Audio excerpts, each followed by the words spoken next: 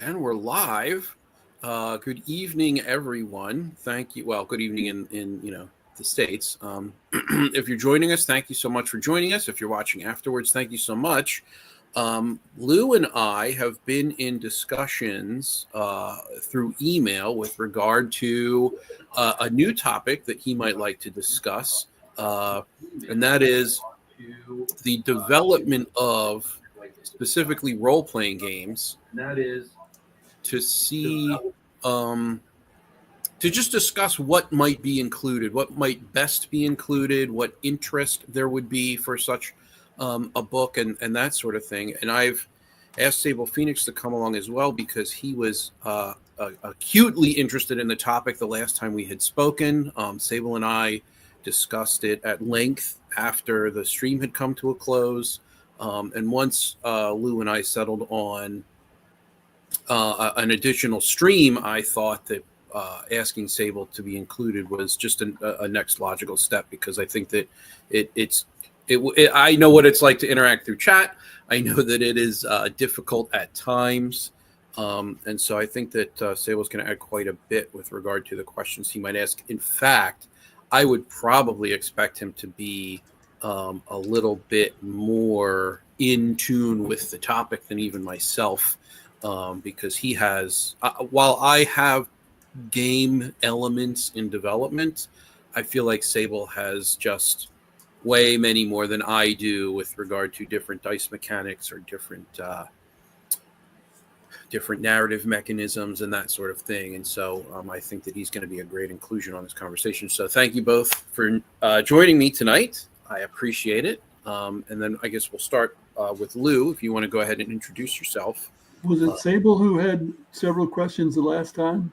Yes, yeah, he was the one in chat who had those questions. Okay. Yeah, absolutely fantastic. He was very interested in the time element that you had spoken about, and there were just a lot of different elements that we touched on that Sable, both myself and Sable, found keenly interesting. And Sable was the one in chat who was asking all those questions, so I thought that inviting him would be. He's also a friend, so it's not he's not. He's not just a chatter. He is a friend. And he and I have a couple of things in development as well. But Lew, you have a YouTube channel, Game Design, and you have written articles, and you have created games. And so why don't we go ahead and get an introduction for you for newer viewers who maybe didn't see the previous stream, and we'll go from there. Right. Nowadays, I write a column on EN World called Worlds of Design. There's been about 200 of those since 2017. Yeah, it adds up, and it makes it difficult to pick a topic. Sure. Am I right about this? Because I also make the videos on YouTube, which is 2 a week, and the courses on Udemy, which are a bunch of videos for each course. And so I often think, did I talk about this? And I have to do research to find out if I did. But I guess it's a good problem. I don't know. I am semi-retired designing games right now, I think. I'm reminded of a historian that I heard about who was supposed to be an expert on the Constitution of Rome, the Roman Republic. And of course, that was not written down. It was traditional. It was what people did that they thought was reasonable. And as he got older, he finally came to the point where he said, I'm not sure I understand anything about it anymore. And I have the same feeling about games sometimes. the things that people call games, and that I say, that's not a game. That's something else. That's a puzzle or something else. Sure. But I have written a book about game design published by McFarland in 2012, and that is still in print. And I've got this idea lately for writing a role-playing game designer book that is somewhat similar, quite similar to my game design book. The original game design book was mostly about board and video games, and not specifically about RPGs at all. And this one would be as specifically about RPGs as I can get. And if you go back far enough, I wrote a lot of RPG articles for the paper magazines when they existed in the 70s and 80s. Cool. Yeah, and then I got out of the hobby for 20 years. I mean, I played D&D, but I didn't do any contributions because they decided they wanted to buy all rights, and I said no way. Which is good because now I can use these things again, and I can have some reprint books, which maybe if I live long enough, I'll get out there. So I've been active in a lot of ways for quite a long time.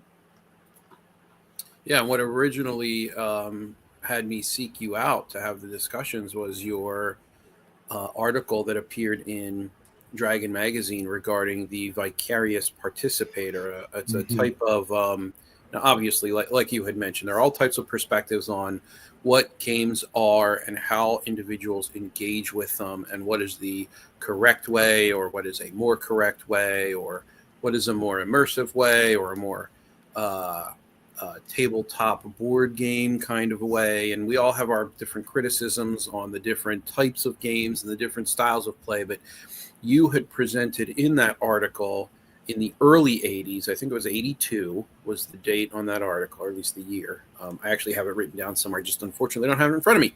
But in around 82, you were considering these because of the way that the hobby had evolved.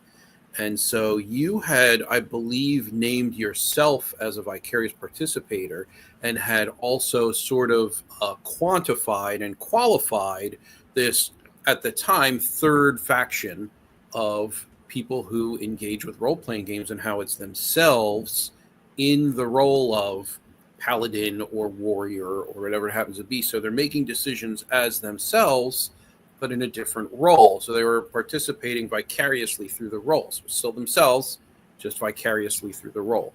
I found that to be incredibly interesting, and I would have at that time certainly considered myself a vicarious participator. And, you know, as opinions and perspectives do, I waffle and I change my thoughts and whatnot. I still think that that is absolutely a valid way to engage with the game. I think it is important to acknowledge. Whether or not I am firmly in that camp, I don't know. I don't know. It's something that I have given more thought to since, and I think that it probably actually depends on the game. It depends on the group. It depends on the GM. It depends on the experience that I want to get out of the game. And so it's a little bit more complicated than just the type of role player that I am, because I think there are so many different contributing factors. But we're not here to talk about that article. We're here to talk about it was a good article. So Sable, if you would introduce yourself now. Sure. Titterpig Rancher here on YouTube is my current rebranding. I did so just a couple of months ago, thanks to, how long would you say that we've been talking about all this stuff, Bacon? The better part of this year, wouldn't it? Oh, it's been this year for sure. I mean, intensely. Obviously, you and I met on Heath's Geek First channel back with the whole OGL debacle. Yeah, and that's going back to like 2 years now. So yes, I would say definitely the better part of this year. Right. I can't remember back as far as like January and February, but it has been several months that we've been discussing this sort of topic. That sounds about right to me. I couldn't say how long. And it's pretty regular too. Like I'll come up with something and I'll bounce it off you. You'll come up with something, bounce it off me, because we're usually both in Discord. Right.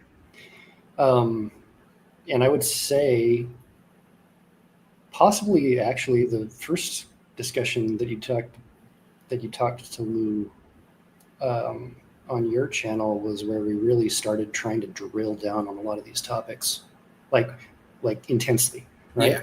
Mm-hmm. Okay, that sounds about right. So, as I mentioned backstage, I'm very. It's an honor and pleasure to be able to talk in real time, because last time I was dropping in, questions in chat that. There's only so much you can do in 250 characters. Yeah, it's very frustrating. Also, spoken conversation moves so much faster than typed conversation. So, I mean, the whole theory behind different modes of engaging with play is something I've been interested in for a long time. So we definitely discussed that after your stream the first time. Mm-hmm. the idea of time and time being a resource and the way to manipulate time in RPGs was something we actually did a stream about 4 weeks ago now. Yeah, something like that. I like that. The ideas that that you've been putting forth, Lew, are have been inspirational for really helping to clarify a lot of the directions and questions that I've already been asking ever since running across stuff from like the Forge back in the 2010s and that kind of stuff. So I've been playing games since the 90s and in various forms, both digital and tabletop. And RPGs have always been my favorite, real in-person, RPGs. And ironically, the one I tend to play the least. So anyway, I'm just hoping to find out more about what you think is important about RPGs, and why it is you specifically want to write a book about them as their own thing. And Bacon and Jax and Ben and I have been talking about what is it that makes a role-playing game specifically, and what is it that actually differentiates it from other types of play and other types of game design. So I'm really looking forward to this. Well, while that's one topic I intend to cover in the book, it won't be covered at any great extent because Okay. it's not really what people want to learn. They want to learn practical things about designing a game. True. And they're not too worried about a definition of what an RPG is. There will be a chapter which I presently call Philosophical Underpinning or Definition. I'll have to think of another title for it that's not so off-putting, because it will be off-putting to an awful lot of people.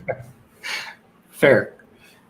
I think that's an important thing to have at least a basic knowledge of, though, in order to understand how you're going to engage with your players, right? People don't always want to learn what they ought to know.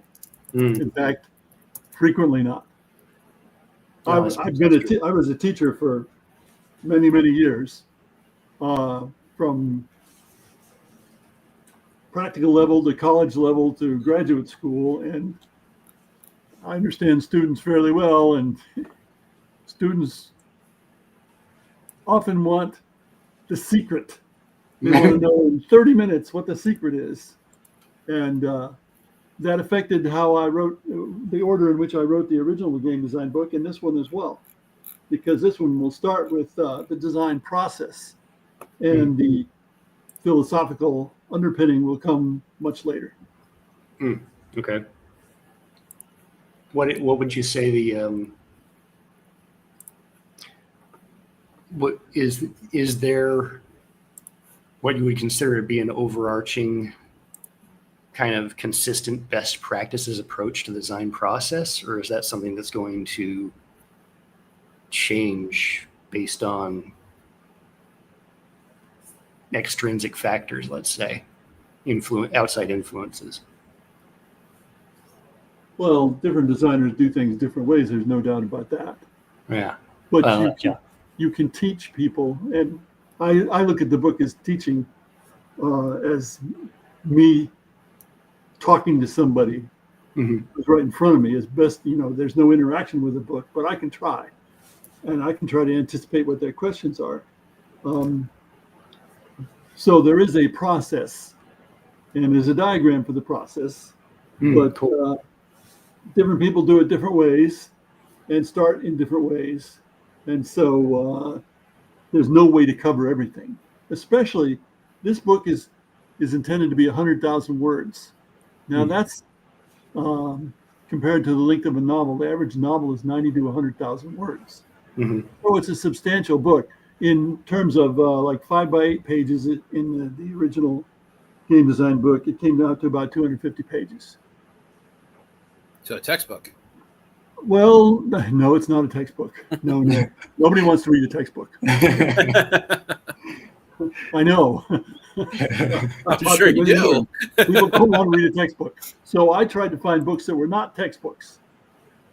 I taught networking, among other things, and Some people were a little offended when I picked the Networking for Dummies as one of the textbooks, but it was an effective book, Yeah. and it told them what they needed to know. And it was not a textbook. It was much more amusing than a textbook could Yes. possibly be. So no, I'm not intending to write a textbook at all, although it could be used for that purpose. Gotcha. To me, the first thing you have to decide when you say, I'm going to write a book about RPG design, is what is involved in an RPG, because it's actually more complicated than a board game. Not only because the rules tend to be longer, but because there's more involved. For example, some RPGs are just the rules, the mechanics, which you absolutely have to have. But some also include a world or setting. Right. In fact, there are occasions where the world or setting is a lot more important than the mechanics, at least to the author. Mm-hmm. And some include how to write adventures and how to GM. Some games and some games don't. And you can keep finding topics like this that might be in some RPGs, but not all of them. So I'm stuck with trying to cover all those things at least a little bit, but only having 100,000 words. And in comparison, I think Dungeons and Dragons, the latest edition, is something like 400,000 words, or maybe that was the first edition, the 3 books. So I'm going to try to cover the whole field in a lot less than one rule set. How to write 400,000 words in 100,000 words. You can look at it that way. Thereabouts. Yes. Well, that depends on the type of game you're playing too. I mean, The Well is this little 8.5 by 11 game book that's about, I don't know, like 40 pages long, probably. So there's a huge variety of just based on length and complexity, you know. Yes, I bought a bundle. You know, these online bundles, you get electronic versions of things. There were hundreds of role-playing games, but most of them were very short. Right. And of course, when they're very short, that means they're primarily a aid to telling a story, not really a game. And that's something I'll discuss in this philosophical underpinnings definition, because the biggest dichotomy in role-playing games is some people play it as a game and some people use it as a storytelling mechanism. Right. And they're both wrong. You do either one with the same set of rules. Some rules, like the fate rules, for example, encourage the storytelling. We were just talking about that earlier this morning. Something like a really big game encourages the game rather than the storytelling, but you can do it either way. And I've got to make people understand that, because I've discovered, I posted a spiel about this on my blog, a couple of places, and in various other places, and I still haven't actually put it on EN World, which would be the last place to put it, because that'll probably get the most comments. And I've got some comments, and for example, 2 people said, "Oh, you must include a chapter on dice." And I said, well, not all RPGs use dice. Right. Correct. And dice are not specific to RPGs in any way. Right. So I'll have a few comments about dice and about alternatives like using a deck of cards or a tarot deck. Yep. And even pulling chits and so on. I have used Jenga, playing cards as an alternative to dice occasionally. So do you discuss the question of granularity, how much detail can you put in only 100,000 words? Right, that's true. I'm curious. I'm curious if you think it's important, or if you have any, or if you have discussed this at any point already, because this is kind of a thorny thing that keeps coming up in Bacon and I's discussions, and has already come up more than once too with Jackson Ben. what do you think is the differentiation between a so-called story game and a so-called traditional RPG? Do you think there is one? Is it more of a sliding scale? What are It's your... a sliding scale. Okay. But at one extreme, you have a GM who sets up a situation, and the situation might have some good hooks for stories, but the GM then lets the players write the story. I am very That's much usually in a favor game. of the view that it's a sliding scale. I think that absolutely it is a sliding scale. And I usually tie everything up to the top. You asked the question. I apologize. I'm just going to scoot in here real quick. At the very top is the experience that you want to have, right? It's the experience that everyone agrees to sit down at the table and have. And you're going to want to adjust on that scale depending on how successful the different elements are going to be able to achieve that experience. So I agree with that. I've said that before in other streams. So I apologize for the interruption. Please continue. Like games don't want to be led around by the nose, which is exactly what the extreme of storytelling is. Mm-hmm. It's called on rails. Mm-hmm. It's the term used in video games. Right. So you have to do what it says you need to do. You might have some wiggle room there, but you have no agency really, no control over what happens. Whereas in a game, you have a lot of control over what happens. How much of an influence? That's a very interesting point that you just raised up. How much of an influence do you think that the rise and now increasing prominence and in fact dominance of video games and in the entertainment market, how much influence do you think that has had on the rise of what people would tend to call a story game now in the RPG hobby? A lot more people play video games than play tabletop role-playing games. Yeah, of course. And video games have moved gradually from you earning what you achieve to you being rewarded for participation, which is happening in a lot of other fields of life. So you can't die in a video game. Most video games. I mean, there are exceptions. The Rogue, you die. Except even in Rogue, you can copy the game save file and then restore it when you die and keep going. Yeah. There are ways to save scum for any roguelite or similar. Sure. Mm-hmm. In general, you see in tabletop games what was in video games like 5-10 years ago. That's my general experience. So there are going to be exceptions, of course, but video games have a strong influence on tabletop games. Right. And I used to go to college game clubs to get playtesting for my board games and such.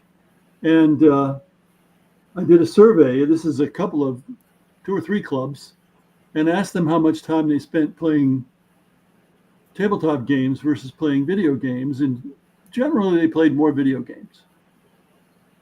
Yeah. So I think that makes sense. I mean, I take more time playing video games than I do tabletop games, right? Because you need to, first of all, you need to coordinate schedules.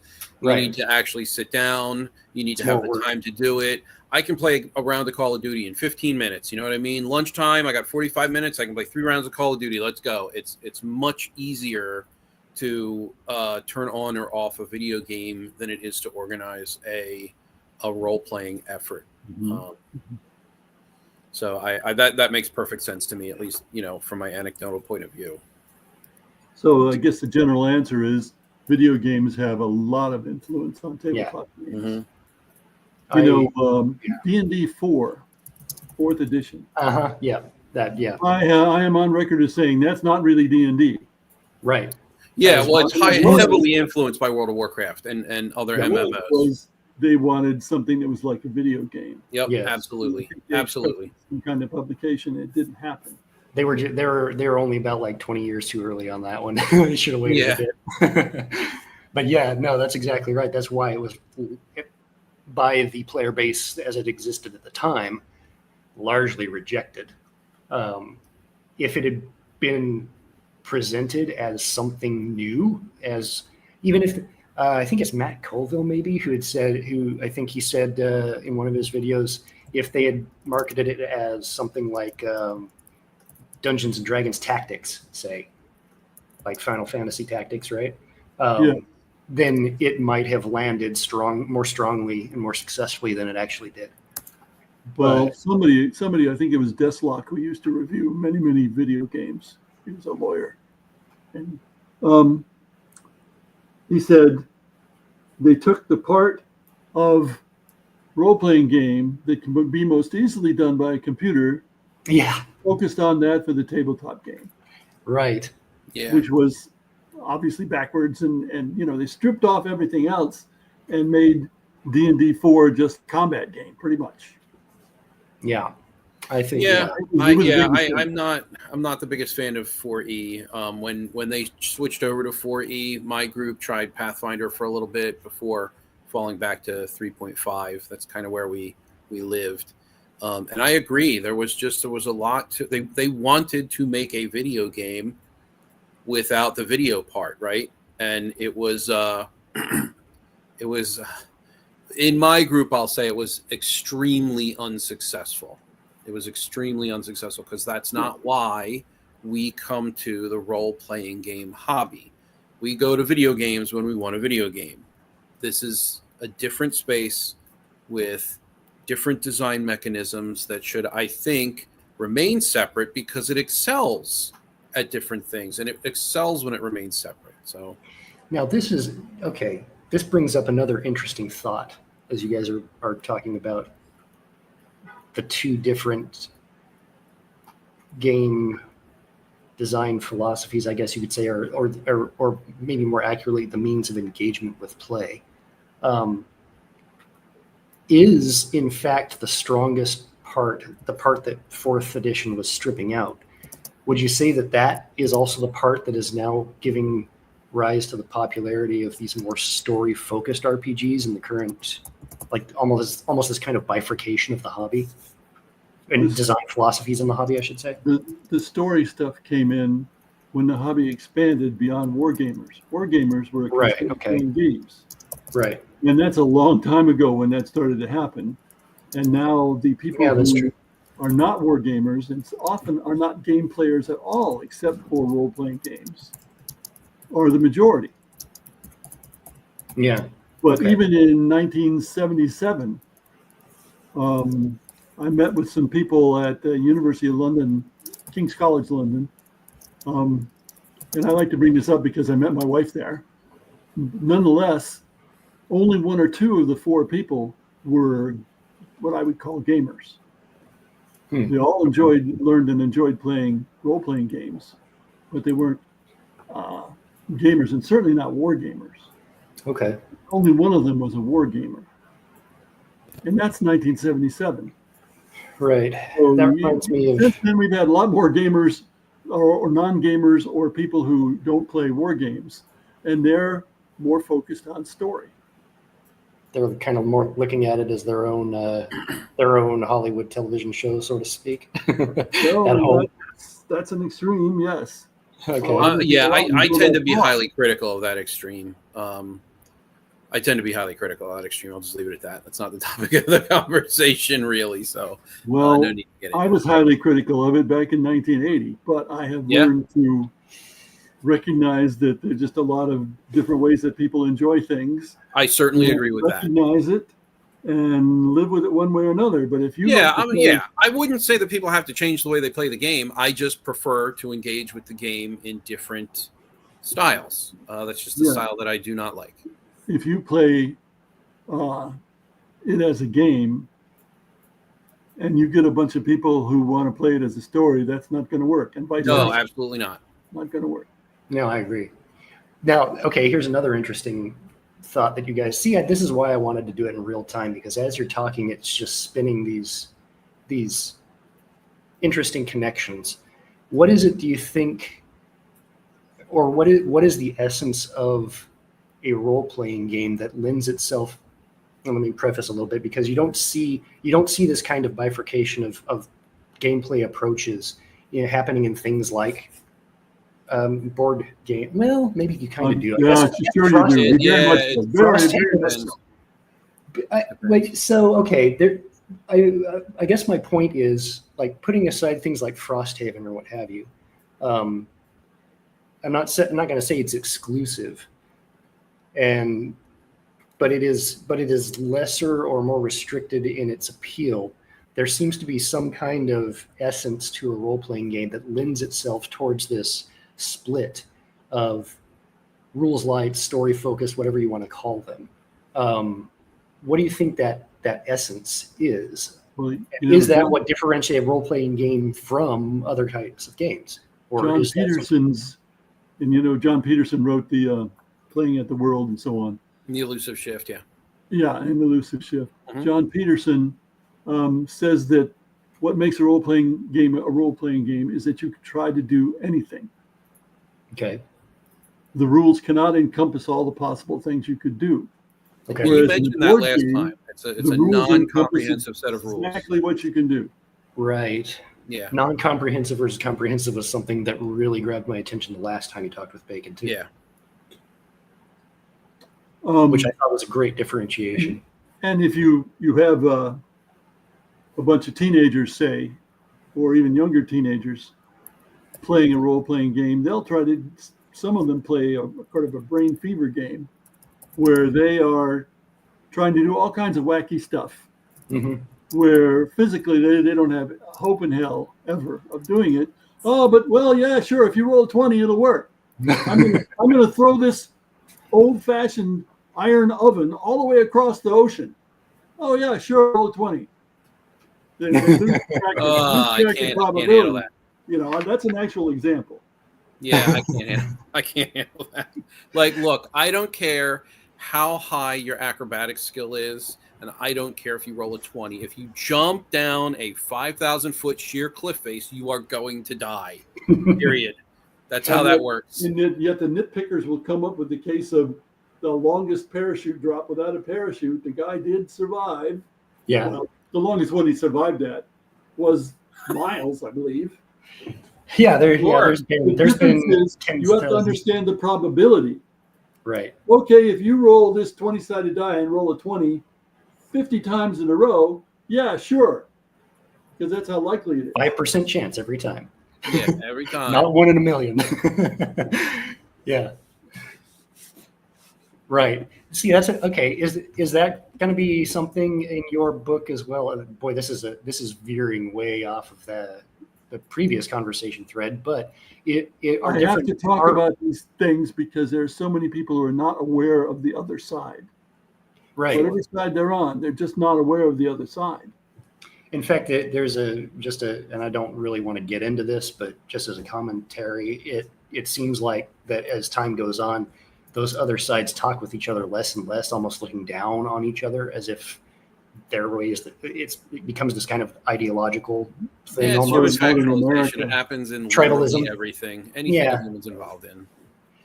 But as far as dice and percentage chances, whenever you can make any kind of D&D game as long as you have a 5% chance conflict resolution of some type, right? It doesn't have to be a D20 per se. When you're talking, boy, this is a big subject. Let me first ask, in your new book, how much importance do you put on resolution mechanics and how they influence the way that the players engage with the game? Or do you think that it is of overriding importance at all? Yeah, and I'll even add another layer over top of that I would like to know where you lie or where you think the importance lies with action resolution systems with regard to rulings versus rules. So there's this camp of individuals who like rules-like games who will say that it's rulings, not rules. I'm sure you're familiar with it. And there's an opposing camp that prefers a codified rule for most actions, not every action, but most actions, or at least an action resolution system that you can go to provided any given circumstance, be it combat or social or skill-based or whatever. So I would like to layer that in there as well, because I think that that's an interesting component too. That's what's generally called GM as arbiter of the rules versus GM as God. Yes. Right. Yes. And see, I will need to talk about that in the book. Yeah. But Yeah. what you like, it depends. An awful lot of answers in role-playing games especially are, it depends on what you and the audience, the people who are playing, want to do. Yes. And you can't, it's like the people who ask about board games. What amount of chance is appropriate for a board game? Well, duh, it depends on the It audience. depends. Right. So You I know, suppose then the Candyland is approach. complete I'm sorry. chance, but it's little kids.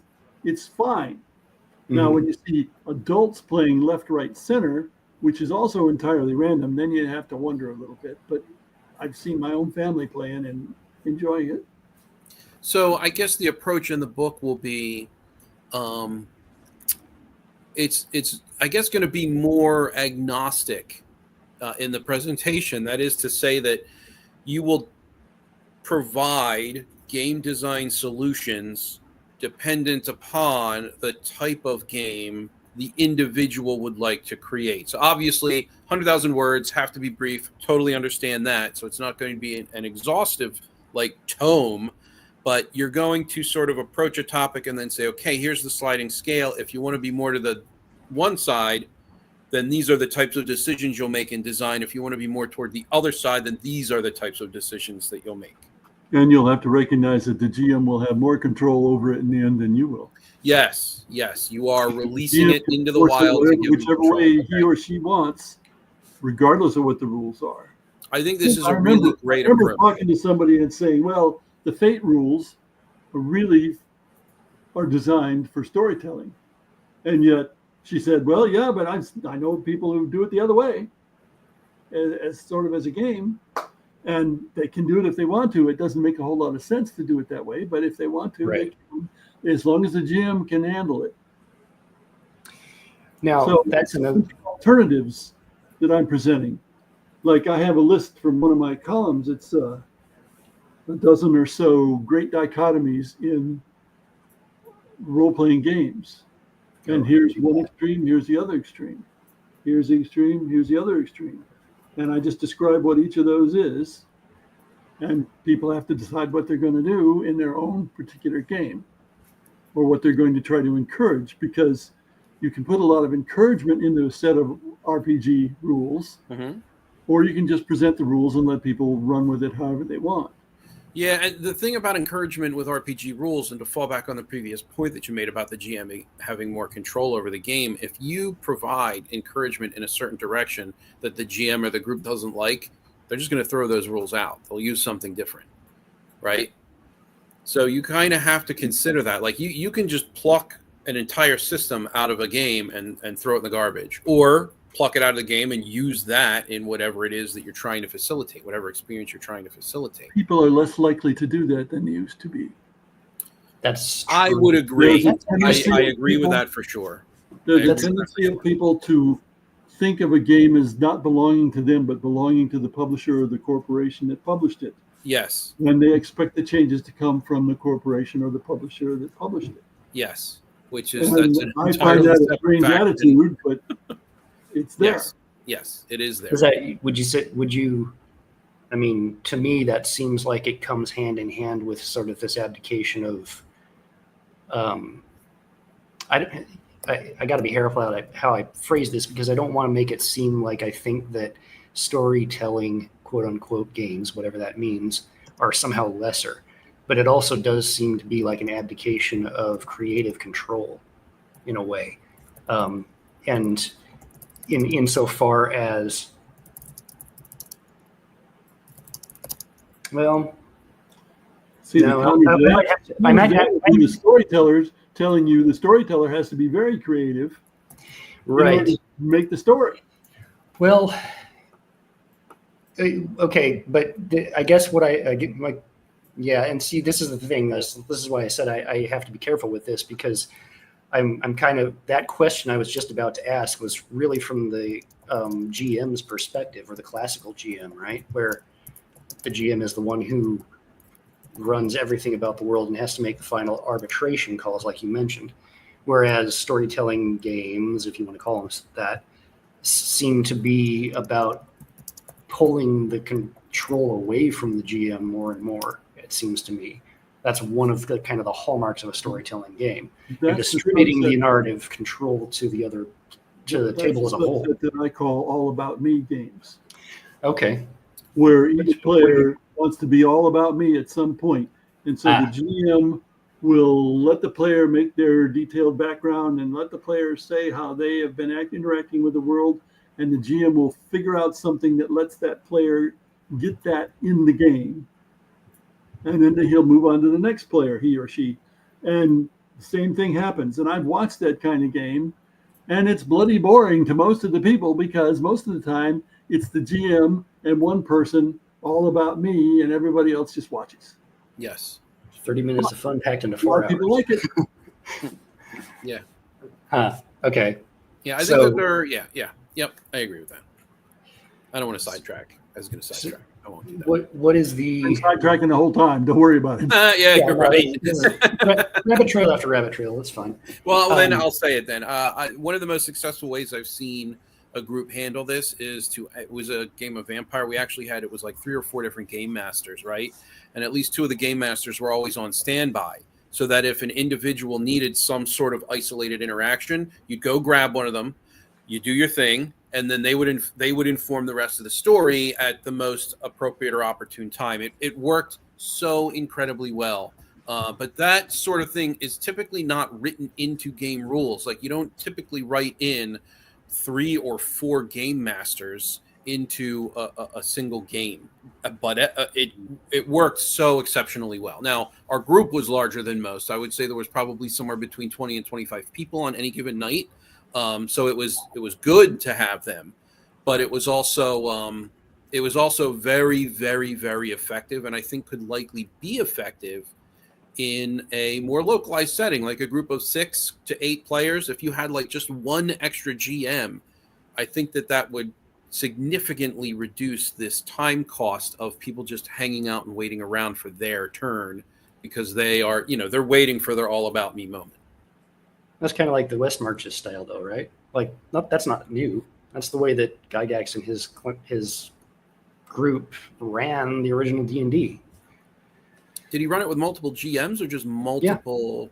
Yeah. Oh, okay. Well, then, yeah, that must be. It borrows from that West Marches not style, always, and it's extremely effective. And I think that maybe it should make some sort of return in standardized rules to say, hey, look, if you have a large group, this can happen. Maybe consider having another GM, just a sort of auxiliary role where you go and have your personal interactions. But again, this is a sidetrack. We don't really need to explore this idea. See, the problem publishers have is GMing is not easy and it's work. Oh, It yes. is work. So Yeah. they're trying to find ways to make it be less work. That's why there are all the commercial modules, so you can just read along and you don't have to make things up. The way we did it, and I would do it now if I had the people, is we tried to get everybody to learn how to GM Right. and let them then GM once in a great while. And the Yeah. people who GM'd a lot would get to use more characters in their adventures if there was a need for more characters. And we'd like to have parties of like 8. And we rarely had 8 players. Mm-hmm. But another way to do it is to have a vast number of rules so that the GM is just the arbiter of the rules. Unfortunately, then the GM has to know all the rules Right. or know where they are anyway. So that's not always an effective way to do it. But a rules light thing puts an awful lot more onus on the GM. Right. And Yes. can be harder to do a good job anyway. And that Yeah. takes a lot of practice. That takes practice.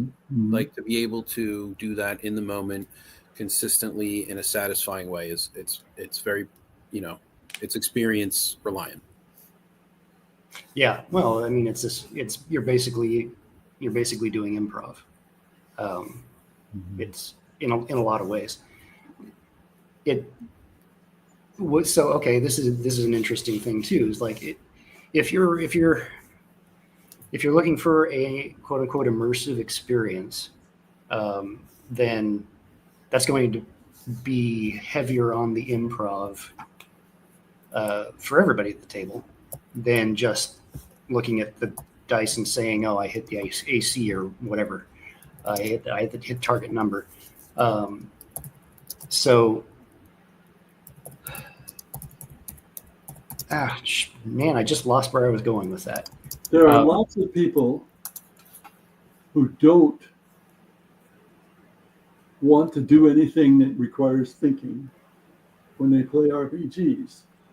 Give me the dice, point me in the right direction. You usually make them fighters, right? Yeah.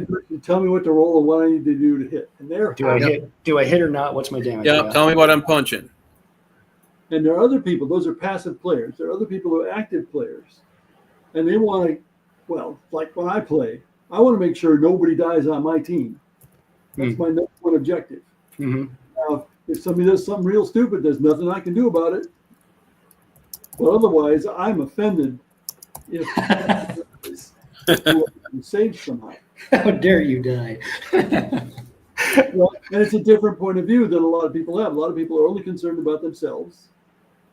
And I don't mind sitting back and watching the other players do things. Mm-hmm. Whereas a lot of people feel the need to do things. That's very common with younger people. I need to do something, and that comes from video games. Mm. Video games, you're almost always doing something. Right. And That's very beneficial to certain styles of play, though. Learning to be proactive, learning to jump in and do something, completely unbound or unfettered by rules that can tell you every possible decision that you can make. We just jump in, hit the ground running, and say, "Okay, I'm doing this." That can be a very beneficial practice in certain types of games. Even in role playing, you get people who do not want to role play an interaction with NPCs. They want to roll dice against their diplomacy or against this or against Yes. So those kind of skills reduce the activity of the players. It's reducing the whole interaction to dice roll. That's a very interesting perspective. That's also okay. And this might touch on why I'm not comfortable trying to assign a particular value of one being superior to the other, because that's also very much the old school wargamer type of approach, where you have the simulationist, to steal a term from Ron Edwards. Well, not him. Do not like. How dare you? I'm kidding. But I know. We got the discussion. But you have this idea of trying to simulate or concretize every possible kind of interaction, so that you just look at the table, or you look at the rule book, or you look at the dice, and it'll tell you exactly what happens. Yeah, to the sacrifice of all else. In fact, if it's an action that you cannot concretize, then it doesn't matter to the game. Which is a very gamist perspective. However, that's a very kind of a game mechanics, game focused approach. Yes. And you're saying that's more of a passive player approach. And whereas the more, what I guess would typically be called story games nowadays, is the more active player approach, the more maybe more creative, rather than the more creative rather than the more dictated, right? Here's a great player skill versus characters. Yeah, that's typically what it's called. It's also, but it's more than that's the thing too, is that when we're talking about these different types of systems, we're talking about more than one layer of interaction going on at a time. Yes, it's player skill versus character skill, but it's also player engagement of being either told what to do or saying what they are going to do. It seems like. Is this something that your approach or thought processes match up with, Lew? Well, for example, in the I do this or my character does this, that's an example of being a vicarious participator versus somebody who's an actor playing a persona or a role. No, interesting. And I have always played, and other people that I've played with have always played, I do this, because we were vicarious participators. But I've seen people play it the other way, and if that's what they like, okay. I tend to say your mileage may vary. Mm-hmm. I will tell people how I do it and why I think it's the best way to do it, but you do it however you want. Now that's also in the book, that there's different ways to do this. Yeah. And some of these are not relevant to the RPG design part of things. They're more relevant to being a GM. And I do have a chapter about GMing, but I can only say so much. And I have a chapter about creating a world or setting, but there's only so much you want to say, because there are whole books about that, because it's of interest to novelists. And there's a bunch of videos, 20-minute videos on YouTube about world building. They go back many years. Yeah. Yep. Now that's something that's interesting that you bring up as a kind of a metric of player involvement, because that's something that I find myself routinely swapping back and forth between those two description vectors. Let's say I go and I open the door, I'll say that, and then the very next time that I do something, I'll say, oh, my character, she looks around, just takes a sniff of the air, and then chooses the right-hand passage or whatever. And maybe that's partly because I've GM'd a lot, and so I'm both GM and player, and maybe my brain just is comfortable switching back and forth between those modes of descriptions. I don't know but as somebody who thinks about those particular ways of engagement with the game, psychoanalyze me, RPG game doctor. what's my sickness here? Well, I tell you this: if you have more than one character, frequently you'll say, Niobe does this, to differentiate between your two characters. Sure. Even if you're a vicarious participator. So it's not as clear cut as one might think. As for switching back and forth and you've only got one character, you're bipolar. Fair enough. Okay. Hey, I don't know.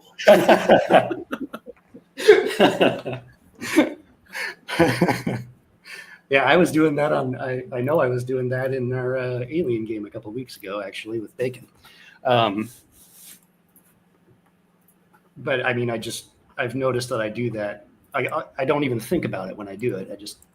I catch myself kind of after the fact. There are lots of habits that are just inexplicable. I'll lay it at the or plate. not worth explaining. Maybe that's the better way to do it.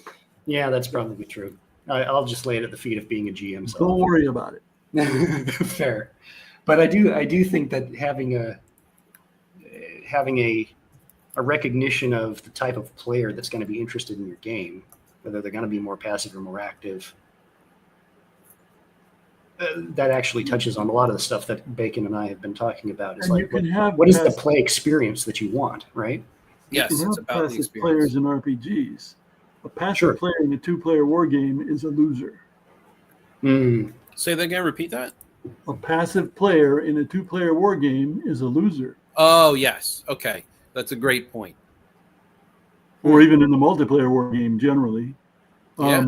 And that's, war gamers were not passive. They were active because of what they did.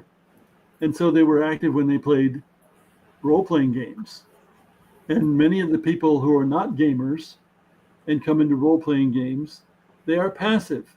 And if you have a lot of passive players, then you as a GM telling a story makes a lot more sense than if you have a lot of active players. Oh, so that's flipping it on its head compared to how we were describing it earlier. Yeah. Interesting. Yeah, I would think so. Because I wonder about these big diagrams that tie everything together. I don't know that I want to make one about D&D or role-playing games. I haven't tried, but we're trying to things that interact. We're trying to discover RPG string theory over here. Yeah. Because I was thinking, because we were talking earlier about how improv is more of an active player engagement level, is more of an active activity to be redundant as far as a passive activity. Those are the people who want to take control rather than rely on a dice roll. Think of it that way. Okay. But then you were also just saying that people are happy to rely on a dice roll. Passive people. But then you also said that the old school wargamers were very active, because if if you're not Yeah, active. remember, But they're relying on. AD&D didn't have those skills until second edition. That's true. You were just a class. You role played things, and you and the GM. Keep in mind, guys, all role playing games amount to a negotiation between the GM and the players. Right. Yes. Yes, it's a conversation. And the GM is more or less neutral, because if the GM was not neutral, he would kill all the player characters. I mean, it would happen. You run into these GMs who say, "Oh, the players are so powerful, I can't kill them." Well, they probably let the players get awfully powerful, and they shouldn't have done it. But they can kill them if they want to. Mm-hmm. If they think about it, but somehow they don't. Now I think I like the negotiation term better than the conversation term, actually. So then, yes, it's negotiation that is mitigated, modified by rules and dice or some other randomizer. But it's still a negotiation. It's like all miniature rules, and D&D, for example, and most RPGs are miniatures rules at bottom. Most miniatures rules don't cover everything, and so they're kind of negotiations. Yeah, yeah. I think that most games do include a negotiation aspect to them, but I don't think everything is negotiated within. There are some truths that everyone accepts at the table. There is some conversation that takes place. So, but I do think that negotiation is a very strongly prominent feature of the role-playing experience, because it has to be, because as you say, Lew, it's not a comprehensive rule system. You don't know everything a player can do. It's not all outlined, and so it does have to include a strength of negotiation. So I absolutely agree with that. And you can influence a GM. For example, I played with a GM. I'm sure he fudged. It seemed like virtually every adventure we'd get down to almost everybody's on the ground. And my character, who is a magic user fighter, but mostly a magic user, he pulls out his two-handed sword because he doesn't have any more spells. And he's whacking away at the enemy. He's the last guy. At that point, I'm negotiating with the GM. I'm saying, well, maybe our horses or our mules will participate. Maybe this, maybe that. I'm trying to convince him. I'm trying to give him some reason to save us. Sure. That's a negotiation. That is absolutely a negotiation. I completely agree with everything that you said. Unfortunately, when I was playing, we always got saved. And then some weeks later, I wasn't playing and they all got wiped out. That's funny. Because they weren't as effective negotiators. Perhaps not. Now, okay, then would you say that is what makes a role-playing game an actual game, is that it's providing a common point for the beginning of a negotiation that helps to alleviate conflicts? Well, I suppose you could say that. I hadn't thought about it in those terms. Because even the storytelling is a negotiation, but it's a negotiation where the GM has all cards. Right. Because in the end, the GM is going to decide what happens. If they're good at what they're doing.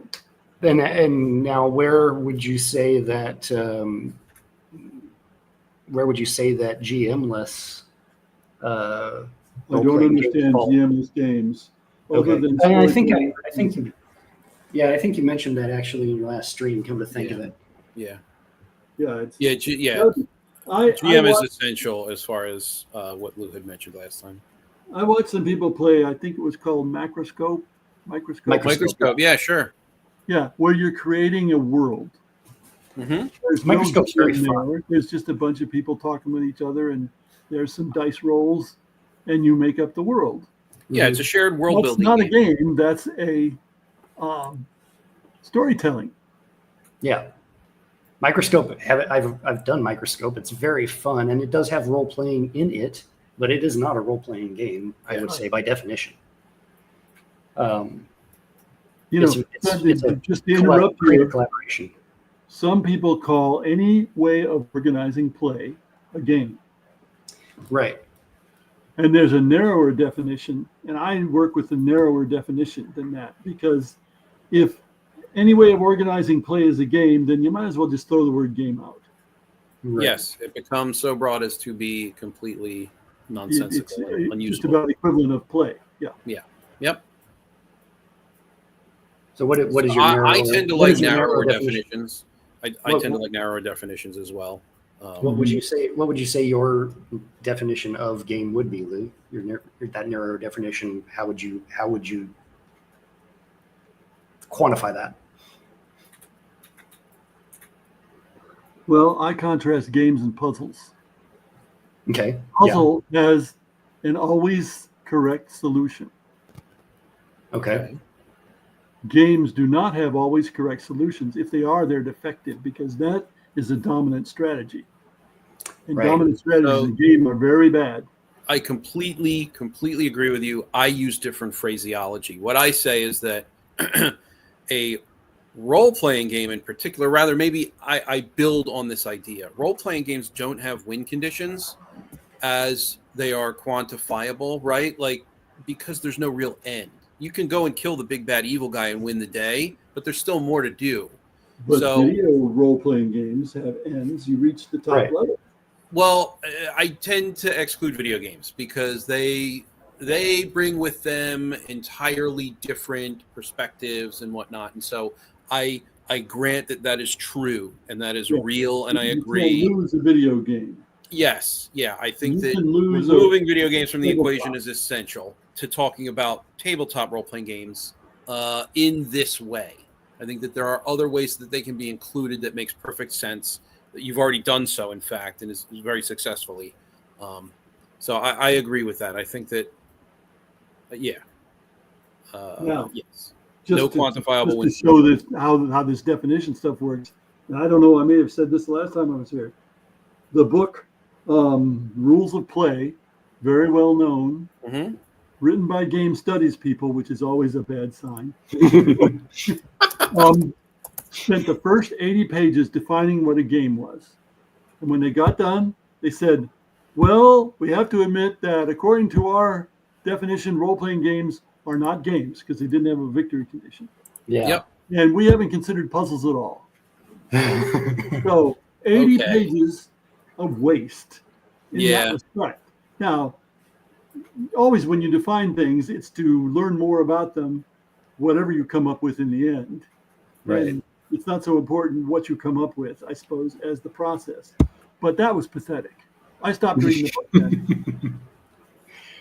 I mean, definitions are exclusive by nature. Yeah, the whole you purpose are of a stating- definition is to you are be deciding exclusive, what at least is in some not. fashion. Yeah, you are deciding what is not this thing which Yes. you're trying to engage with and Exactly. describe to other people. So And there's a yeah, great deal of semantics in definitions, and the language being what it is. yeah, One person's theme is not the same thing that another person's theme is. To take a word that's pretty useless nowadays. yeah. Yeah. Yeah, that's true too. But then, given that such a broad swath, let's say, of games are called RPGs that can have extremely different mechanics and have Mhm. extremely different levels of player involvement or player activity versus GM activity or what have you. Mhm. Then what? And this kind of goes back to the question that Bacon and I keep returning to: is then what is that core essence that defines all of these things as role-playing games? What Yeah, are people what is saying? a role-playing game? What is an People- essential when people element look at- of a role-playing game? Yeah, like when people look at 10 Candles and Blades in the Dark and Fate and Pathfinder and Phoenix Command and Savage Worlds and all these different, and Vampire the Masquerade and yada, yada, yada. There are hundreds of them out there. And we look at all of these things and we say, these are all RPGs. Well, I They're wrote all a couple incredibly columns. vastly different, but why I are we wrote a saying couple columns about this. Okay, Oh, I need to find I those would columns. refer to them. Yeah, I'd love But to one read of them. the things that I remember is that role-playing games have avatars, pure avatars. You mentioned In that other words, last stream. You are at risk. Yes. Your avatar is at risk. If the avatar dies, you're done, or at least done with that. And How is that? Okay. avatars exist in board games And I even have designed at least one board game with a pure avatar, but it's very much the exception, and there's a lot more to it. Does a What pure name of the avatar not? Sorry, go ahead. I was just going to ask what the name of the game with the pure avatar is. I'd be interested in reading the rules. Oh, it's not published. Oh, It's a space war game where you play a prince or princess, and the other players do too. It was originally a 2-player game, but the playtesters wanted to play with 5. Oh, you did mention that. So we did, yes. Yeah, you and did. If your prince dies, you lose. You're done. So would not an RPG with a pure avatar then does not the pure avatar represent a win-lose condition? No, I don't think that is a lose condition. Once the avatar's gone, Well, hold on. Go One at a time. once the avatar is gone, you have to start over again with another avatar. Right. But that's not the only thing that I had in that list of characteristics. And off the top of my head, I don't remember what the other ones were. I need to read those articles. Are they online somewhere? At ianworld.org. Okay. Do you remember what they were titled?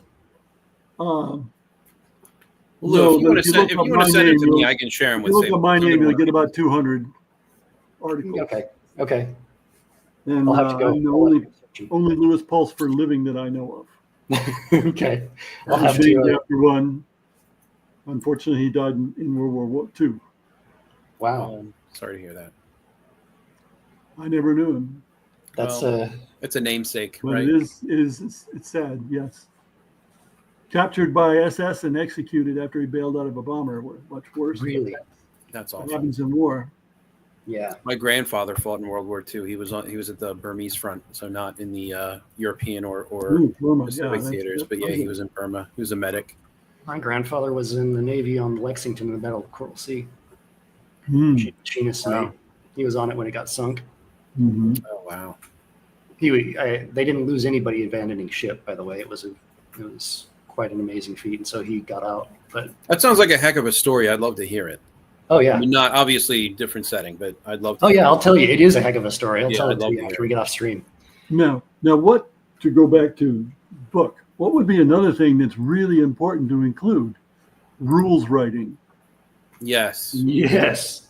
A lot of people who make RPGs write really poor sets of rules. Mhm. That is true. And I have a whole online class about rules writing, so I will have a chapter in there, one of the larger chapters about rules writing, because it's necessary. Yeah, definitely. Yeah, it and, is. and yeah, poor rules. Another chapter will be about marketing or publishing your RPG, because Okay. this book has to be aimed at wannabes and people who maybe never thought about publishing an RPG because they weren't quite sure where to start, and so on and so forth. It's not aimed at experts. There aren't that many experts around, but the experts tend to think they know all they need to know, and they're not going to read a book. Gotcha. Go on. We are kind of here to talk about the book. So I don't know if you have a complete layout of it already as far as a chapter list or anything like that. I have a chapter list. You do? I've listed most of the material that already exists and what I need to write in a big spreadsheet, and then I have a chapter list, which of course will possibly change over time. Like, I finally decided I need a chapter about story, even though I cannot teach people how to write stories. Right. One, it takes too long, and two, there's lots of books about writing stories. Yeah, other people have done it before. Yes, there are. I mean, all those novelists and so on who read books about writing stories and those short story writers, it just doesn't make sense to have that in a book about a game creation.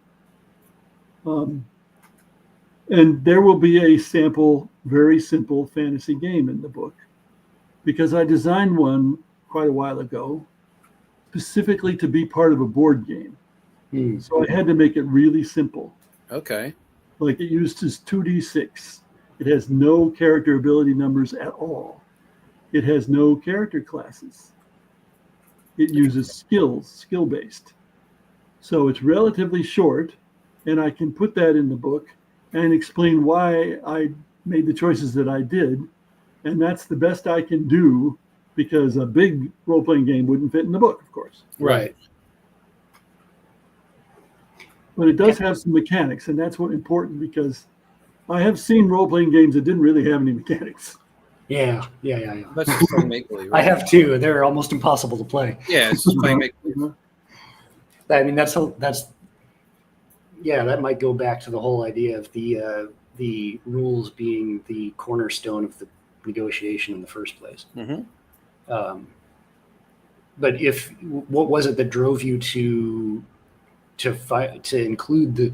Obviously, you weren't originally going to do it, but then you said you decided you needed a chapter on story. What's that going to cover in relation to role-playing games, and why do you feel that to be necessary? It may be the place where I talk about the difference between storytelling mechanisms and games. Okay. I have written a few columns that I might use. For example, that writers tend to use coincidence too much in their stories. Writers tend to use what too much? Edgar Rice Burroughs. Edgar Rice Burroughs. That's coincidence all over the place. A coincidence, okay. Yeah, coincidence. The good guy happens to run into somebody else at just the right time. That kind of stuff. Mm-hmm. Right. Right place, right time. Or wrong place, wrong time. It becomes unbelievable. Mm-hmm. And that's why I wrote the column about it. And I wrote another one about eternal self-consistency, because you need self-consistency in a story just as much as in a game. Yeah. And there are a few more like that.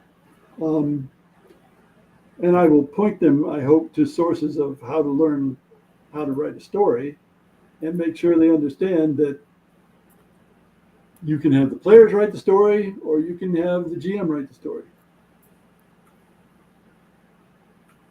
What do you feel is the superior approach, or is there one? That's a heck of a question. If there is one, It depends. It depends on the audience. Yeah. Okay. Depends. An awful The lot audience of game design depends on the audience. If True. the people who are playing want to be told a story, then you should tell them a story. If the people who are playing want to play a game, then you should have them play a game. Okay. There's nothing superior about one or the other. That's okay. Fair. I figured that it was going to be something like that. But given that you... It depends is a great answer for a whole lot of things, man. I know, yeah, right? Not just game design. You can say it about anything in life, just about it depends.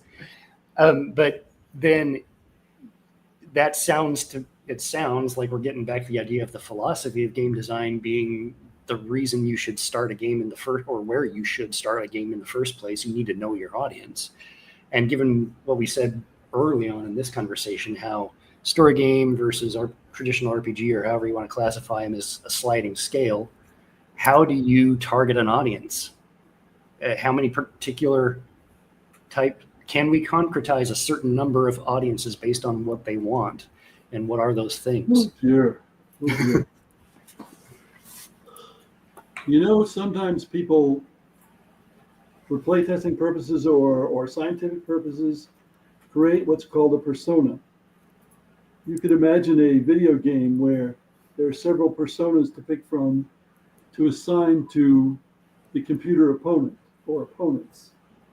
And that will govern their behavior.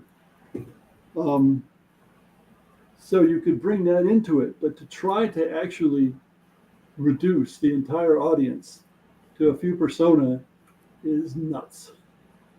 I don't see trying to do it in a book of that size. Okay, right. If you wrote a book that was 3 times as big, you could do it. Or if you wrote a book just about, for example, designing the opposition for role-playing games, then you might talk about the different personas involved in the players, as opposed to and different personas that could be used for the non-players. Now, I think I left that out. I get confused between books. Okay. I'm writing one that I'll self-publish probably about fights of fantasy, strategy and tactics in cool. fantasy games, both at the macro level, armies and such, and the micro level where you have your party that's going on an adventure. And there you can talk about the player styles.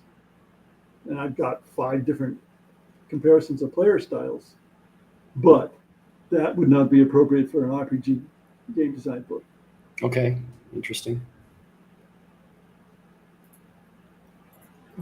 Okay. Boy, that's a lot to think about.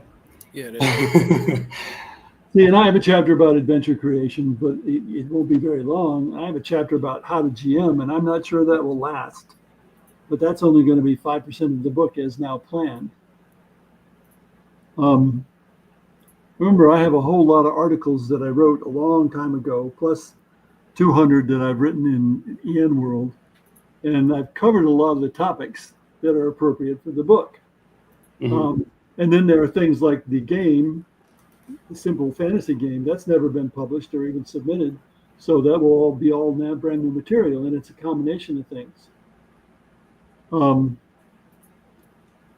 I also have the problem like playtesting. There's a chapter on playtesting. Well, I wrote a chapter on playtesting in my game design book, general game design book, but I can't just pick that out and plunk it in there. Right. It's frustrating, but that's the way it goes. Is So it I'll have to you went go through a write it publishing again. house? I guess they have the copyright. No, I have the copyright. It's just not done.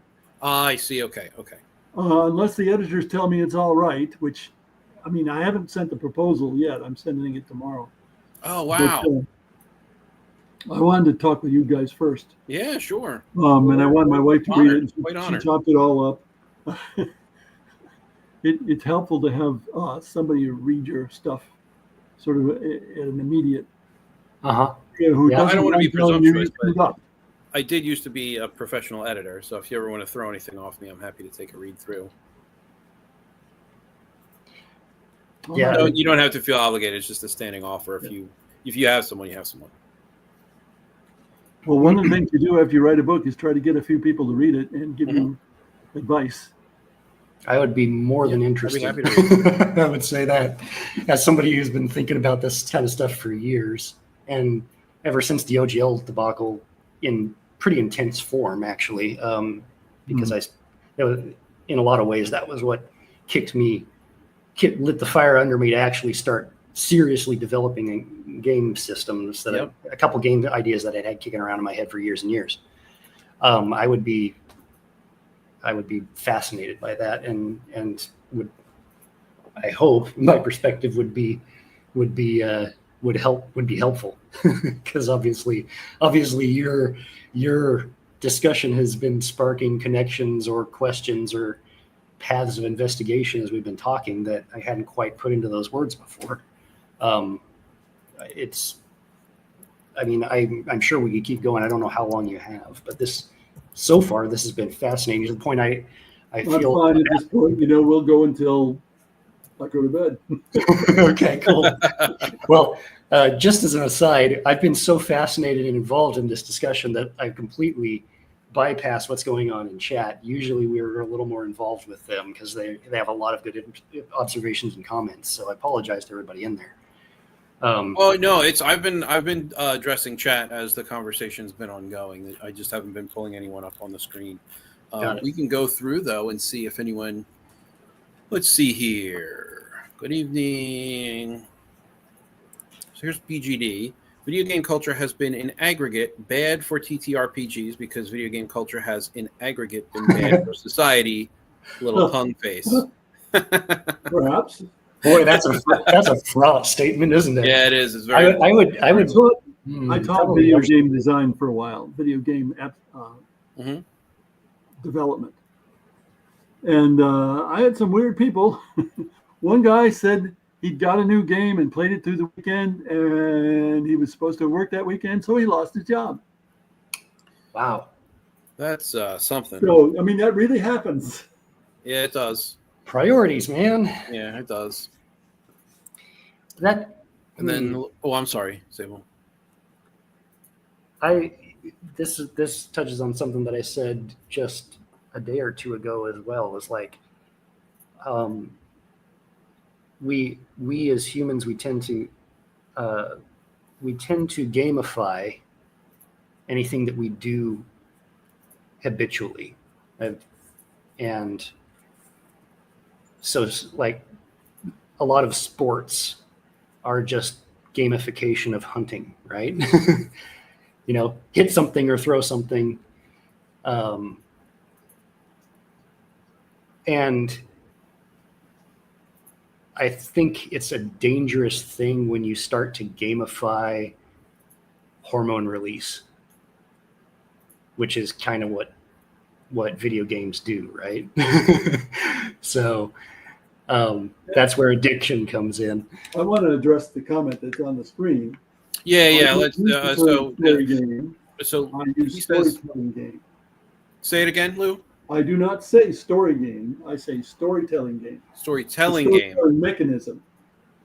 Gotcha. I don't usually say storytelling game unless I screw up. Gotcha. There is a term story game. It usually refers to board games.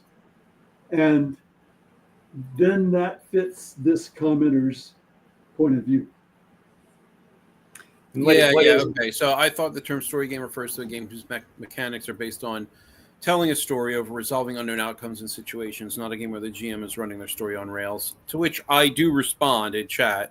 I say I think it can be applied to both. For example, last week we were all discussing metagaming, but there are a wide variety of activities that term can apply to.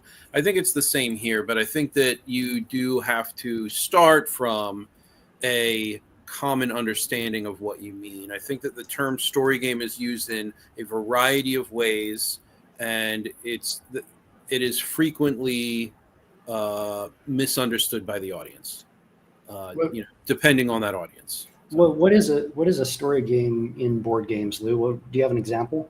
There was a 1,000 Arabian Nights game, and there was a big book that you had to refer to effectively find out what the story was as you went along. And then there's House on the Haunted Hill or something. Yes, like that. House on Haunted Hill. Haunting a house on the hill. Yeah, and there are 50 stories in that where you have to read. It's a little booklet, but I think there was an Arkham game that was the same sort of thing. So that is a genre that exists, story game. Okay. And you can exhaust all the stories if you play it enough. Right. Although the size of that Arabian Nights book, I don't know, you'd have to play an awful lot of games to exhaust it. But you can play all the games in the Haunted Hill game because there's only like 50. Yeah. I have played that one. I haven't played the 1001 Arabian Nights. I don't think it sold very well. It disappeared rapidly. I only saw it once or twice. Okay. Poignantly, BGD says, if identity bias between tabletop game participants, story gamers versus metagamers, 4D players versus people who are not snubbed, I take that personally, BGD, is allowed to evolve into intolerance, the hobby will tear itself apart. I mean, that kind of already happened at the end of the TSR era too, though, didn't it? The kind of fractalization, let's say, and then the reagglutination of the hobby, it might just be a cyclical thing. There are millions of people who play role-playing games. Yeah. However much they may fragment, it's not going to tear anything apart. They're just going to learn to ignore the people who are the opposite from them. It's a matter of recognizing that there's no point in talking to those guys anymore because they have a completely different point of view. They're a different audience. Now, there are people who try to impose their point of view on everybody. Right. You get a gang of them on Twitter who claim to have found ways to play D&D that nobody ever knew. And, oh my God, and it's so good, and it's the only way to play. What they mean is they like to play that way, but instead of just playing that way, they want to fuck with everybody else. Yeah. Right. Well, I say here that it's sort of, I guess, as opposed to that view, I say this is in a conversation that I was having with BGD, the previous commenter. I think it's valuable to play under a variety of styles to come to a more hands-on understanding. And I think that it's horizon broadening. It allows you to understand the reason why people play the certain ways that they like to play. And it also allows you to sort of explore the ways that you like to play best.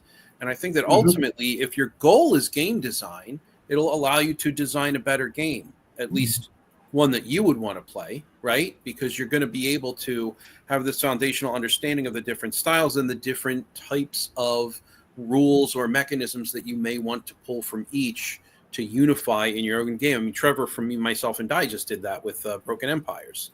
So I think that that's very important. Right. I mean, very important.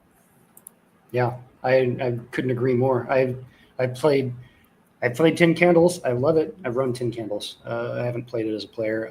I love Blades in the Dark. I love Savage Worlds. I love Phoenix Dawn Command.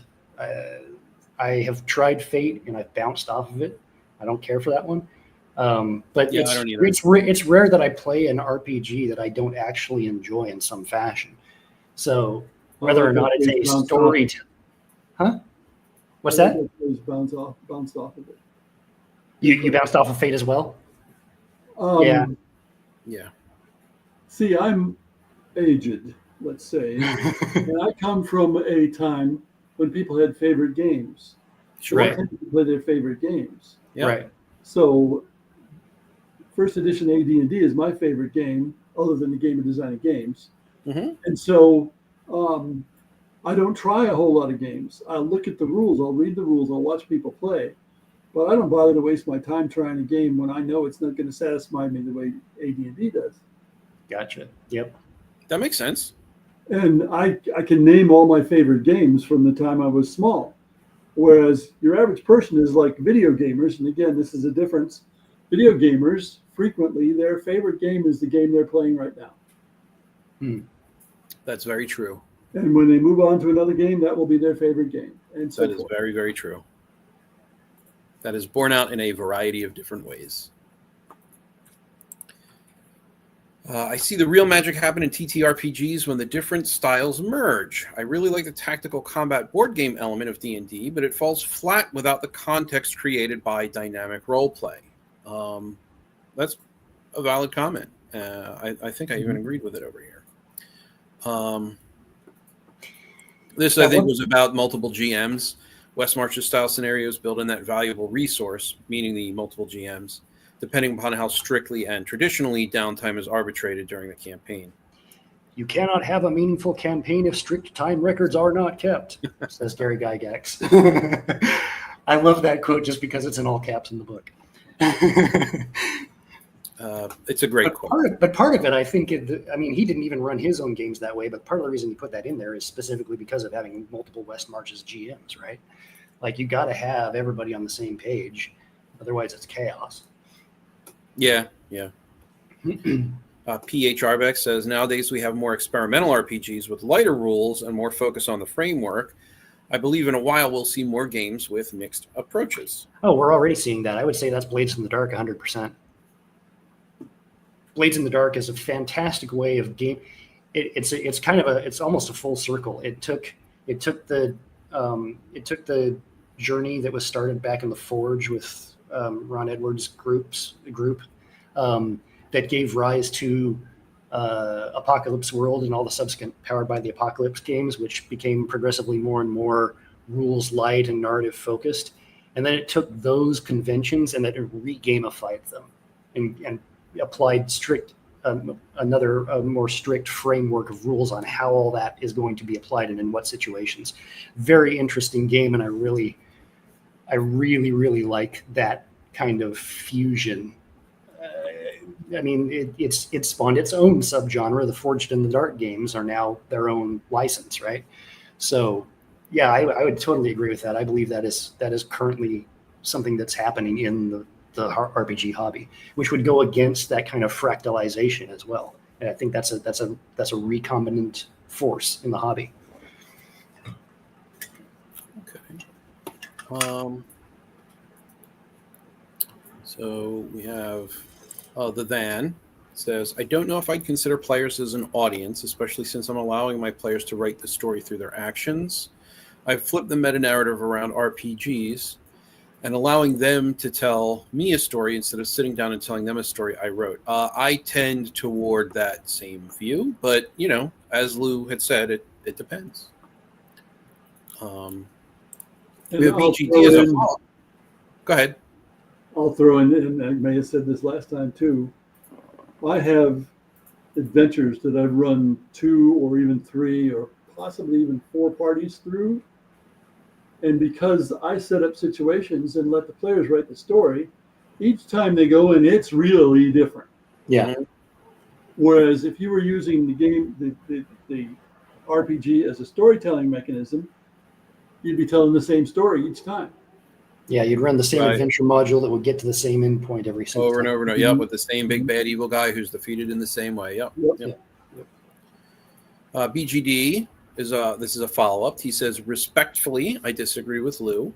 You can observe and understand how or why people play differently in order to be open to inform your own choices, or at least true up the reasons for what you do. I think that's a reason. I don't know that I don't see how that's disagreeing with Lew from anything that I've taken with this conversation.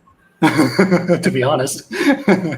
And having played in BGD's games, he's very good. I really BGD is enjoy his fantastic. Yeah, I've played in one of his games for what was it? What did they call it? It was the Runehammer Con or Rune Yeah. Con or something like that. Very, very, very excellent GMing. And I told him so he knows that I think that. And then the Van, I think to get there, you have to play enough to really know what sort of RPG you're looking for. If you're new to the hobby, you aren't going to know what you like until you try different styles. I agree with this. That. Well, I agree with this because there's so much out there. You don't know what you don't like if you've never played it. Like, I didn't know that I thought, this is not something I've played. So this is only something that I've read, and I think that this still applies, though. So, and I bring this up consistently as an example of innovative gameplay. It's Heart, The City Beneath, or Spire, The City Must Fall, with the way that it approaches some, not all, out-of-character player actions, like the fugue states and whatnot. And I think that I would not have known that I actually really appreciate those rules for the level of immersion it can provide unless I had read it, first of all, let alone played it. So I think that playing it will get me closer to understanding. Right now, having read it, I think that it's innovative and interesting. I think that it's fantastically interesting. Maybe it doesn't work. I don't know that because I haven't played it yet. And so I think that it is very important to play, to really come to an understanding of what you like, what you think you like, and sort of close the gap between the two in order to, be able to develop a game that you really want to play. Now, that's not to say without all that information, you can't develop a game that you want to play. You're just going to do so based on the information that you currently possess, which is totally fine. But I always think that seeking that additional knowledge, seeking that additional experience is only ever going to benefit the endeavor. That's just my view. As somebody who agrees with everything you just said, let me also kind of take the contrarian viewpoint to that comment. No, that's it for the stream, folks. I'm kidding. Go ahead. Obviously, I have played numerous games. I really like to play numerous games and see how well they resonate with me and how much I enjoy them. I enjoy different ones at different levels. Mm-hmm. That being said, Lew also just stated first edition D&D, just that's his favorite game, and he's happy with that one. And there are people out there who will eat a peanut butter and jelly sandwich every single time, and you're like, why don't you try egg salad sandwich? Why don't you try tuna fish sandwich? Why don't you try corned beef sandwich? Whatever. And it's there's a guy who eats like 2 Big Macs every day, and he's done so for the past 50 years. The PB&J is giving me everything I want from a sandwich, and I don't really need to discover all these other sandwiches to be fulfilled with my sandwich. I think that's perfectly valid, but let me then ask Lew, have you played other games outside of Advanced Dungeons and Dragons or Dungeons and Dragons? Not very many. Very many. Not very many? Not very many. Oh, okay. All right. Perfectly valid I've statement. watched people play, and I've talked to people who play, and I've Okay. read rules. Okay. I don't need to play to figure it out. I understand that, and I agree. Probably over time, that becomes easier and easier. It's just like I don't need to try to bash my head on the wall to know it's a bad idea. This is That true, seems and this is reasonable, and I something. think that this is likely a difference in personal approach and perspective. I think that I learn better with a more comprehensive experiential approach, and I think that if you learn through just the reading and you have that, then there's nothing quite wrong with that. So, as has been the theme for the episode, it seems to depend. There is Some something to people keep in mind. explore games. This Hmm. is true in board games. So they'll play a board game like 1 to 3 times, and then you move on to the next one. Yes, yeah, And other people like to focus on games, and they won't play nearly as many different games. But they'll probably be better players with the games that they're familiar with. yeah. Now, encountering a new game, who knows which would be the better player? Right. Hmm. That The there's also explorers are not focusing on being better players. They expect the game to help them learn to be better players. And that's not true of a lot of board games. It wasn't in the past. But nowadays, a lot of board games are there to sort of teach people basically how the game works, and then it's done. Okay. That's an interesting thought, because tying everything that both of this just hit me as both of you were going on discussing those aspects of it, is a lot of there's a big difference when it comes to role-playing games from reading and understanding rules, especially if you've played or at least read a lot of rule sets and understand how rules interact. It's one of the things that I like about RPGs. I have many RPGs I haven't even played yet, just because I enjoy reading them and seeing the innovative mechanics somebody has come up with. And every once in a while I come across one and I'm like, oh man, that's genius. Yep, That absolutely fixes this thing, or it makes that thing so much better. But in an RPG, you could take that genius rule set and you got a lousy GM and it's a bad game experience, right? Oh, sure. Which is one of the unique, which may be tied to what makes RPGs unique among games, other types of games. Generally, in a board game, if you've got a solid rule set, anybody can play it, and unless somebody is being specifically intentionally disruptive at the table, which is not the fault of the game, that's not, you're going to get that kind of experience every single time. Whereas so much of how you engage with a role-playing game rule set is how the GM presents and permits you to interact with it, right?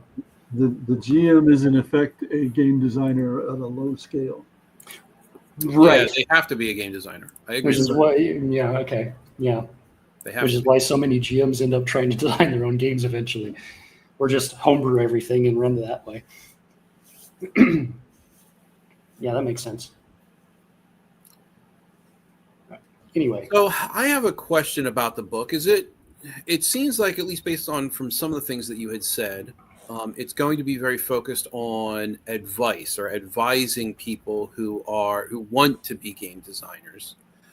Is there going to be any address of the topic of sort of starting, like cutting your teeth on creating supplemental material for open license games first, or like to get the design experience, or are you going to? Well, that's a good question. And I hope that I will discuss how I learned to design games, which was board games.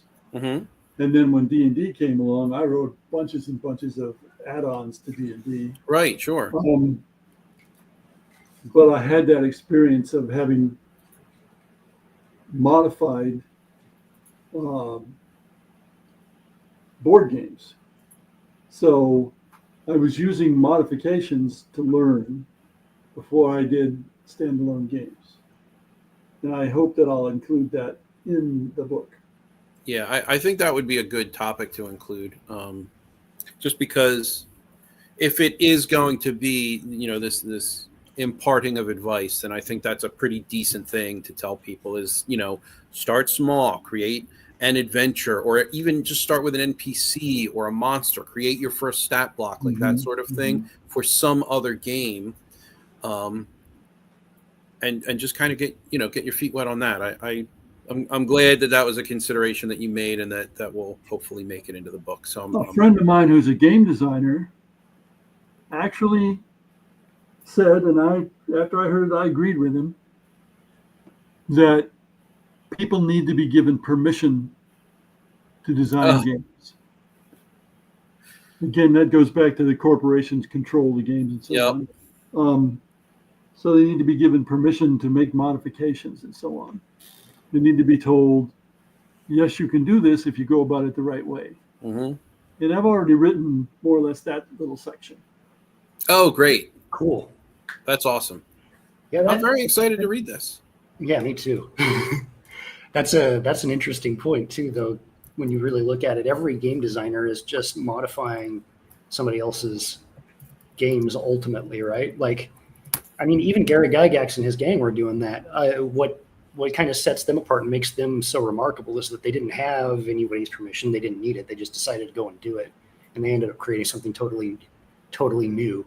Yes, but they were still building it off of the war games that farther back you go, the less likely that anybody taught you how to design games. Nowadays, and I remember one of my students telling me specifically, they were taught in high school that the only way to learn something was to take a class for it. Yeah. Which is ridiculous.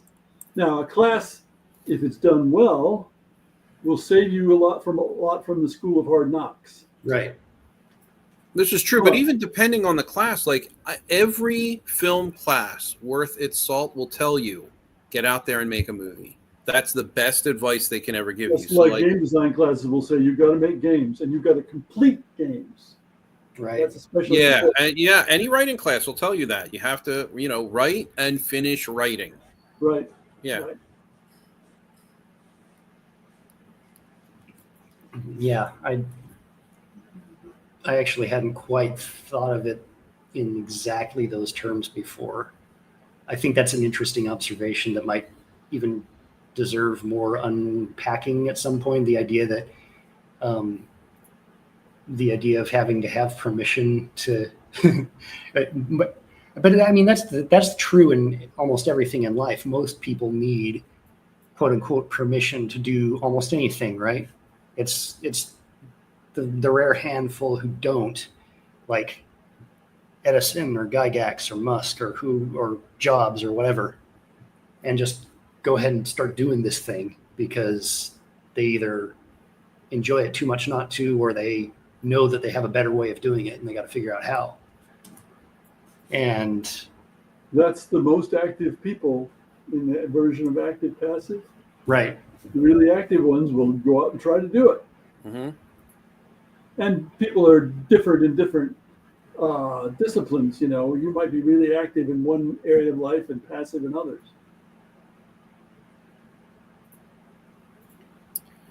That is definitely my case. The Dan says, I learned a DM via the School of Hard Knocks. I didn't have an older DM take me under his wing. I learned on my own and made all the mistakes. I learned and improved through the years and eventually, through a lot of trial and error, got good at DMing. I think that's I think that you have learned lessons that others will not learn. And if they do learn them, it certainly won't be in the same way as if you actually get out there and experience the practicality of doing whatever action it is. It's making a film or DMing or writing a book or whatever it happens to be. I think that experiential learning, because I personally find a lot of value in experiential learning, I find it invaluable.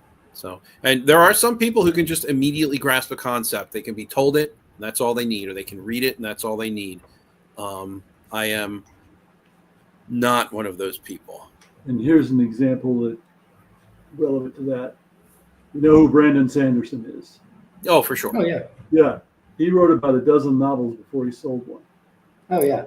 Yep. So he took a long time to learn what he was doing. Yeah. And I people who write a first novel and sell it, and it's really popular. Yeah. And Yeah, yet Brandon now Brandon Sanderson. Sanderson is the main man. Yeah, today he is, and he wrote quite a bit of his own material before he got involved with like finishing the Wheel of Time, and that's really where he made a name for himself, was with the Wheel of Time, and then he started to write his own material. It took him a very long time to get where he is today, but he is absolutely the top of the heap currently with most fantasy readers. It takes 10 years to make an overnight success, right? Yeah, right. Jerry Purnell used to say, you needed to write 1,000,000 words to learn how to write a novel. Yes, you need to write 1,000,000 words of absolute dreck, I think is his quote, before you can be successful. Yeah, that's like you're just not gonna be very good at whatever you try to do the first time you do it. And yet, it's just when you get young students especially, they think they're going to make the greatest thing ever. I have had some conversations with some teacher friends of mine that there are very funny stories about some very funny students. That's one of the weaknesses of the university approach, right? Is the idea that you can go like School of Hard Knocks, it's practical. Whereas the university approach is, people too often think that it's going to be a shortcut to success. I can get rid of all of that experience and just go right to the success part. Like you were saying, Lew, no, you're going to be maybe more aware of certain pitfalls and how to avoid them, and maybe less prone to actually disastrous mistakes, but you still got to go out there and do it. Yep. So I'll have to make your game. Yeah. Well, all right, guys, I think this is a pretty decent... Oh, I'm sorry, Lew, go ahead. I was teaching computer networking, and yet my boss said I taught Life 101 in every class. Because I wanted people, when I was no longer there to help them, yes, they were out on their own, that they could succeed. And that's not an attitude that's very common, but I was teaching a very practical way of looking at it. Computer networking, actually doing and setting up networks, and making sure they run and troubleshooting them. And we went to a teachers conference once at a 4-year school. I was at a 2-year school, and they had a couple of people teaching us networking. And it was one guy was all he wanted to do was teach us programming. It's not very practical for that purpose. And the other one was teaching us theoretical stuff that had no practicality, and I strongly suspect that neither of them could have set up a network and had it run and maintained it. But they were teaching networking. Right. To networking instructors. It was ridiculous, but that's part of the failure of education that's left us where we are now. The United States, that is. Yeah, that's what internships are for, or what the old practice of indenture, right? Is like you're actually learning by doing. This person who is currently successful and making it work is going to take you under their wing, and you'll learn how to make it work in real time. Yep. Which is not what the university system has become, unfortunately. No, unfortunately, the 4-year schools are a stepping stone to master's degrees. Right. And they actively fear practitioners. Oh, interesting. People who actually know how to do something, if it's a practical subject. I mean, history, for example, is not such a practical subject in many ways. But they fear those people, and they set up things to make it so those people can't teach. So Brandon Sanderson, for example, can teach part-time, but he couldn't teach full-time because he doesn't have the degrees.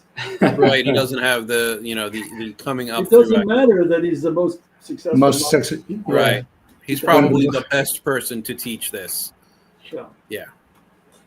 Lloydger says, if you're playtesting your game, you'll find out real quick if it works or not. The hard part is communicating it so others can run it out of a handbook. Yeah. It's true. And then follows up with another problem is getting useful feedback from the poor saps in your game. Yeah, actually, good player testers are few and far between. Yes, they are. All right, well, I No, think that's a pretty solid place to end. I actually have some things that I have to take care of. Lew, I would love to have you back on. Whether or not that happens is entirely up to you, not to put you on the spot publicly like that. But, we've talked through email enough that I think that, I get the impression that you'd be willing to come back again. Oh yeah. So I'm very excited to set something up in the future. Stimulating. Yeah, Yes. Oh, it is. I agree. It's just The great pandemic. conversation.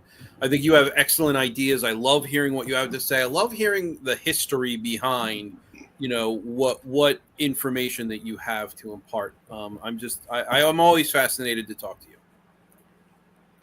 Yes, and I'd same. like a transcription of this as well. Yes, I will provide a transcription of this. It usually takes around 24 hours for YouTube to get it, but I'll send it in the same exact format as last time. And I thank you, Sable, for coming here and doing this with me. I don't know if anyone has ever told you this before, but you are an excellent interviewer. This was absolutely fantastic. I thought you were just really on the ball, really nailing the topics, really asking excellent questions. Lew, as always, and I already said so, but thank you so much for coming. Thank you for, willing to discuss. This has been just an absolutely wonderful experience from start to finish.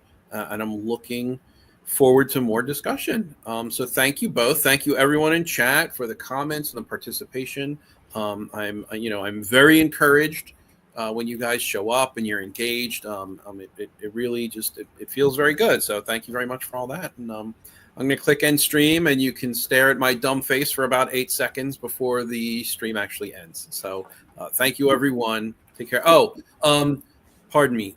Lew and the Titter Pig Rancher both have YouTube channels, and they are both in the descriptions of this video. If you are interested in what Lew is saying, please do visit his YouTube channel. There are so many other topics that he addresses. It's an absolutely wonderful channel, very much worth your time.